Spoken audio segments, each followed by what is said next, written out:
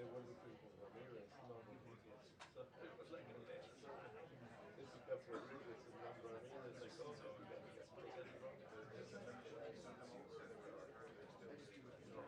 second, he was like, they grab you and they send you to somebody else. For like 24 hours straight, grab them as much as you can, and when you can, distribute them, send them to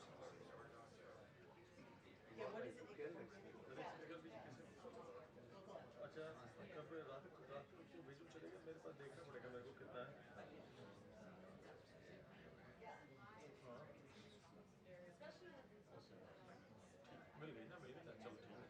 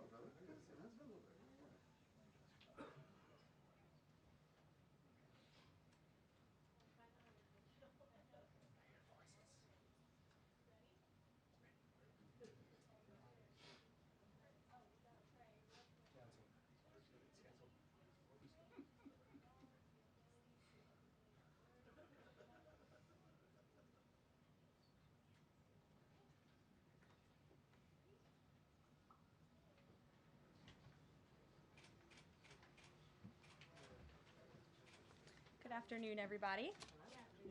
Happy Friday. As you all know, the President is currently undergoing his routine and long-scheduled physical at Walter Reed Medical Center, and we will have a readout from the White House physician. Last night, Kassina Karolina arrived back safely in the United States after being detained in Russia for more than a year.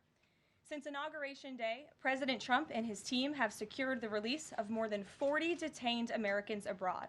This is more than half of the number of Americans released by Joe Biden in 4 years, and President Trump has brought these Americans home in 80 days. This administration will continue to work hard to bring Americans home from around the world. As I've said before, and I will say it again today, everybody in this room has access to the most transparent and accessible president in American history. The cabinet meeting yesterday was further proof.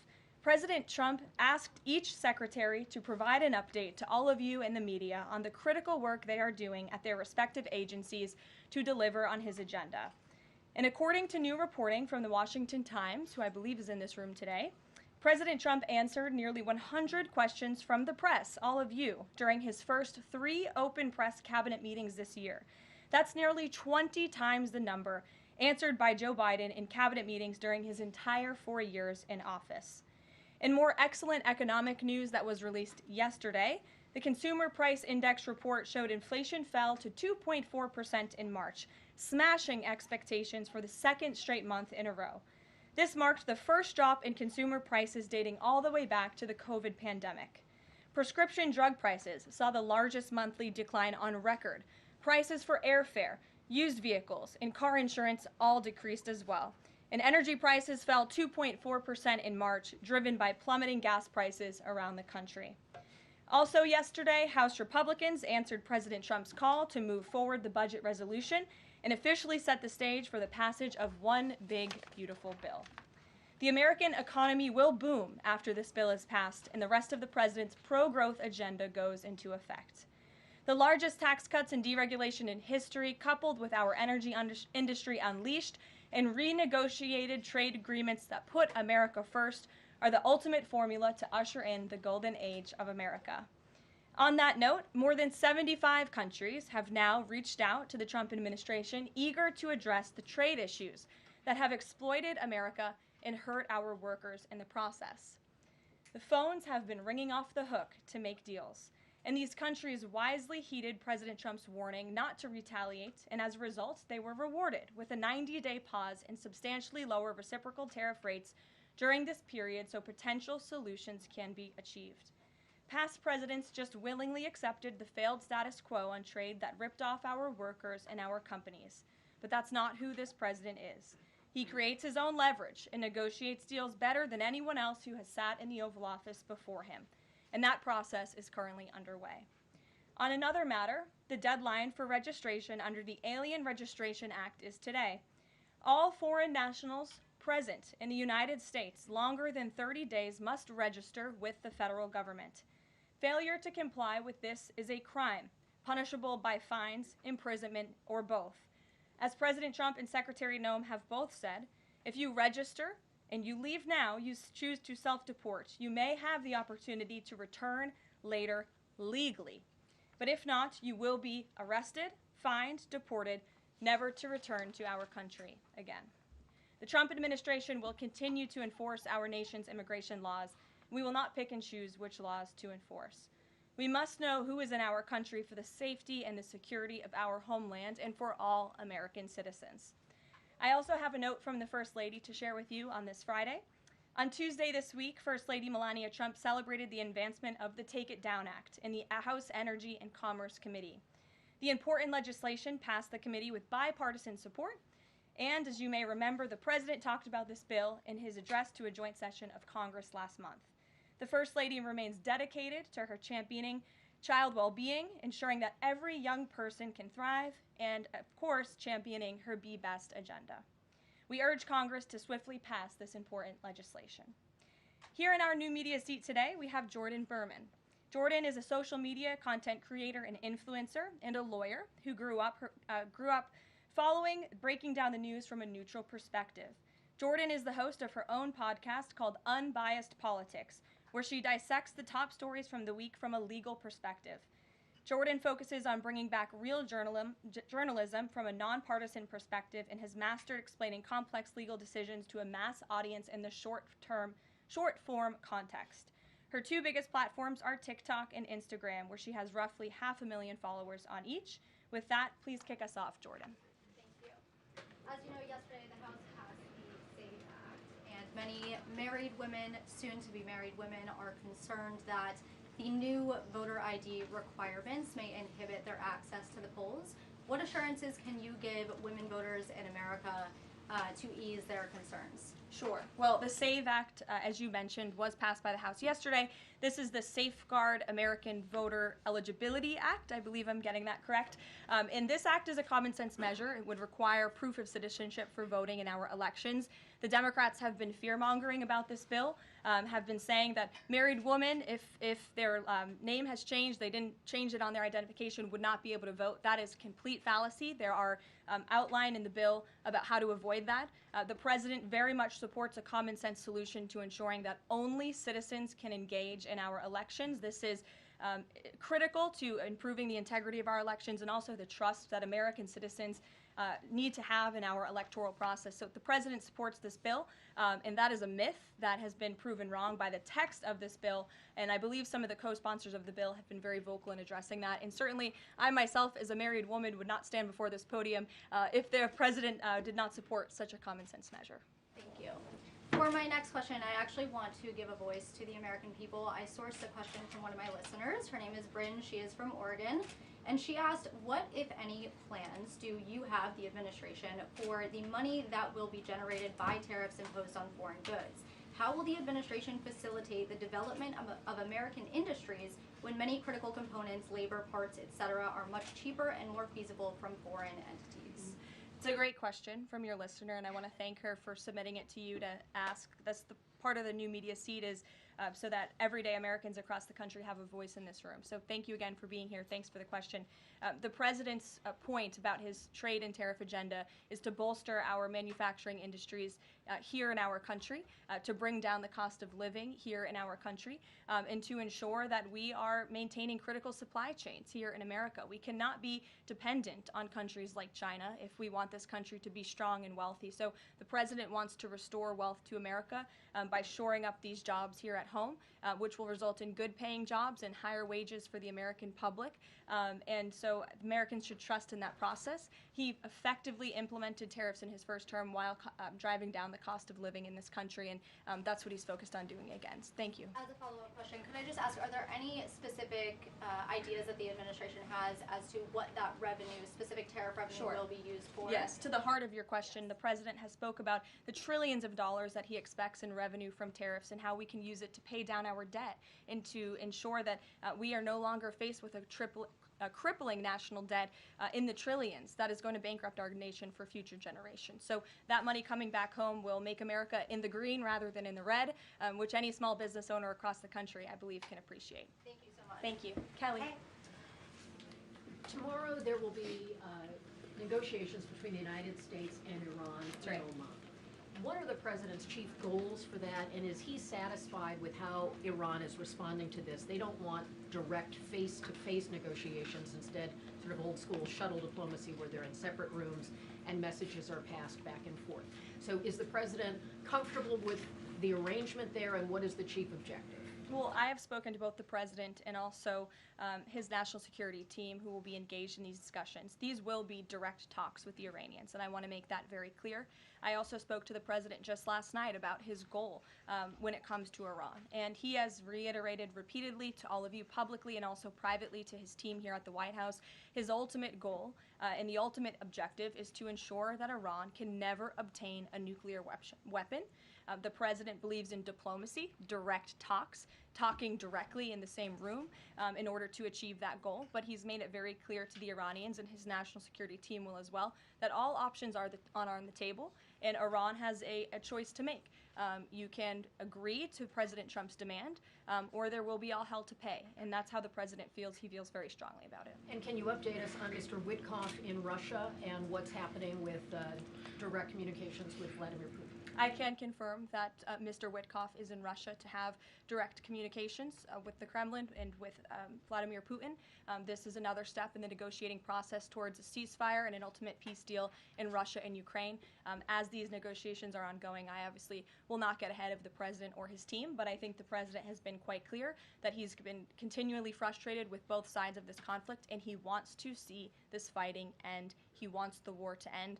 We believe we have leverage in negotiating a deal, to a peace deal, and we're going to use that leverage, and the president is determined to see this through.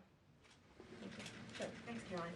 President Trump has said China wants to make a deal on tariffs. The president says he has a great relationship with Chinese President Xi. He's willing to speak with him directly. Why doesn't the president just pick up the phone and get this ball going? All of the things the president just said are true. The president, as I said from the podium just a few days ago when I was up here, would be gracious if China intends to make a deal with the United States. If China continues to retaliate, it's not good for China. The United States of America is the strongest, best economy in the world, as evidenced by the more than 75 countries who have called the administration immediately to cut good deals. So the president wants to do what's right for the American people. He wants to see fair trade practices around the globe, and that's his intention and his goal. So is he waiting for China to make the first move here? I'm not going to comment on communications that are happening or may not be happening, or either way. We'll leave it to our national security team to get these discussions underway. And as always, in the effort of transparency, we will provide updates moving forward. But the president has made it very clear he's open to a deal with China. Why is he optimistic that China's going to make a deal or wants to make a deal? If they're not talking, where's that optimism come from? He's optimistic. Hey, Sean. why would any of our allies work with us to isolate China in a trade war if we're treating friend and foe alike?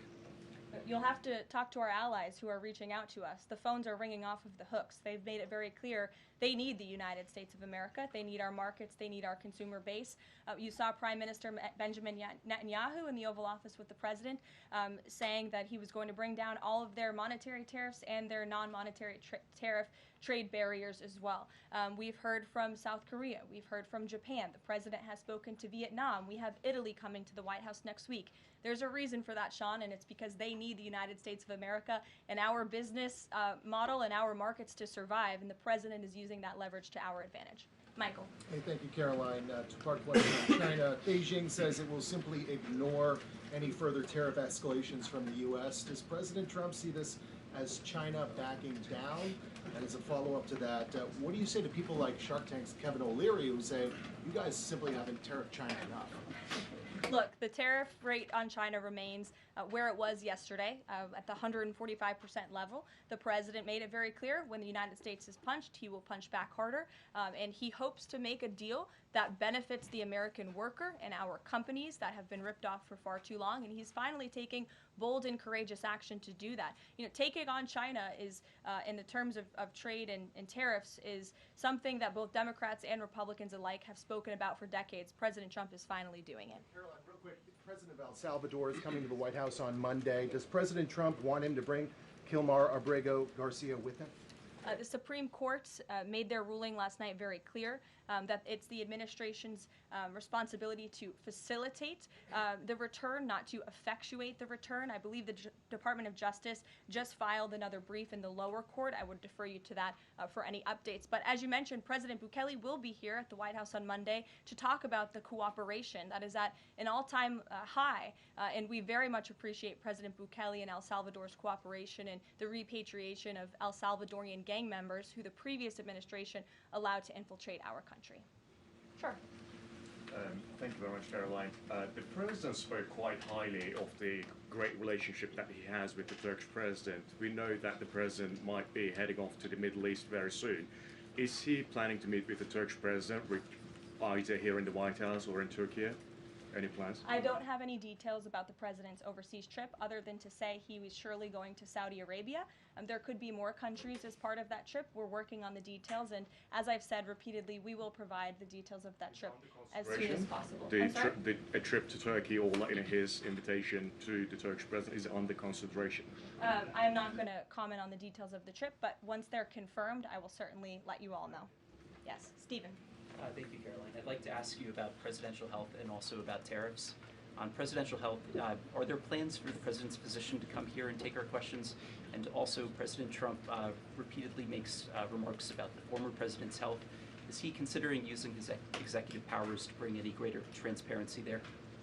As I have said, the president is undergoing his long-scheduled physical. It's a yearly physical that every president receives, and we will provide an update on that by the president's physician as soon as we possibly can. And about the former president and transparency regarding his health, are there...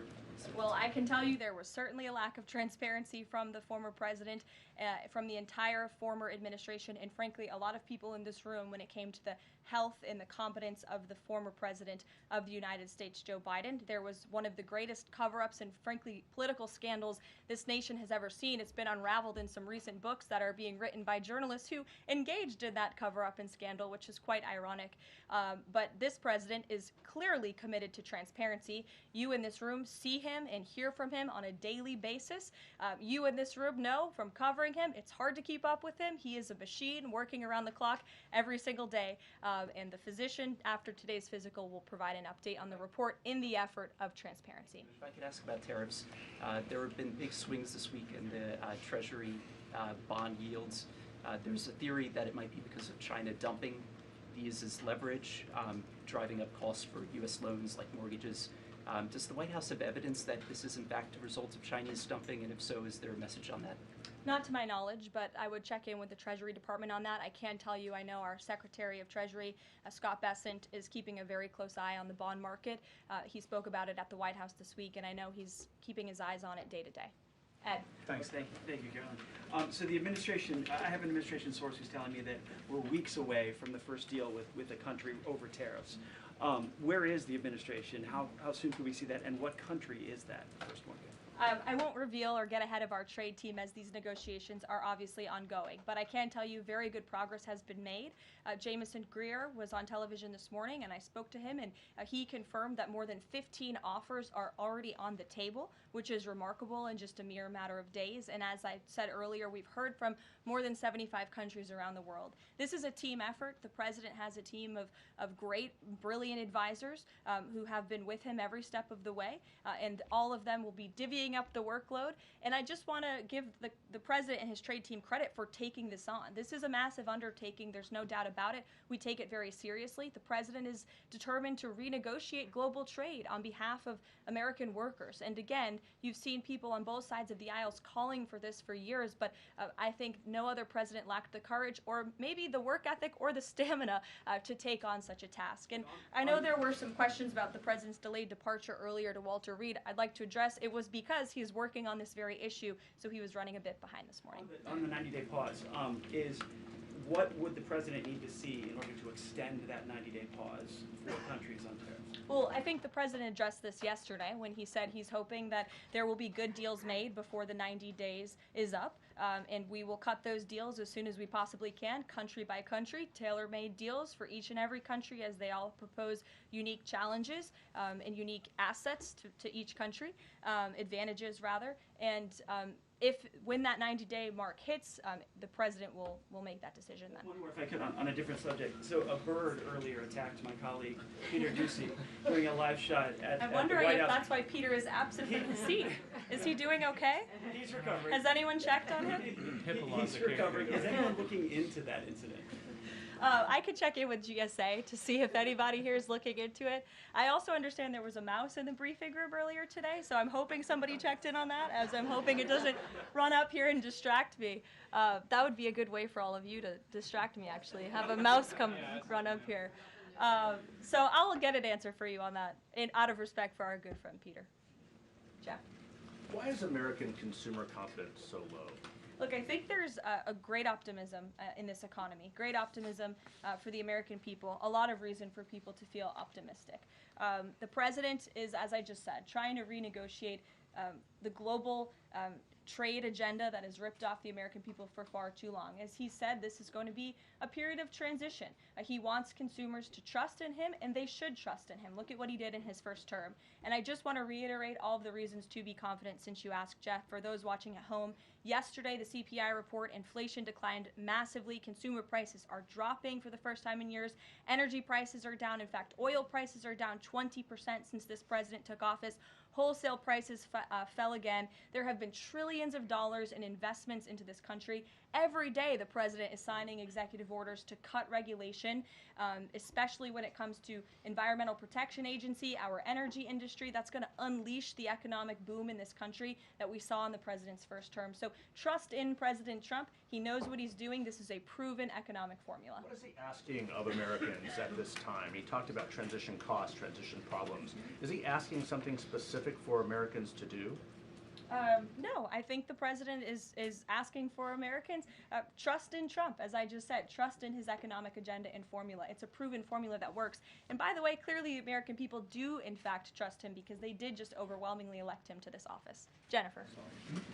Is he going, I'm asking about the physical, is he undergoing any general anesthesia, and can you outline any of the other tests that he's doing today? He is not. He is undergoing quite a few tests, imaging. Again, it's a it's a yearly physical, so there's quite a lot that goes into it to make sure the president is accomplishing all of his goals, and we will provide a readout of that as soon as we can. And will you be committed to releasing all of the results, as many of the results as possible? Of course, yes. The president's physician will do that. I spoke with him this morning. Sure. Will you guys also consider releasing the president's fitness plan? He actually looks healthier than ever before. Healthier than he did 8 years ago, and I'm sure everybody in this room could agree. Is he working out with Bobby Kennedy? And is he eating less McDonald's?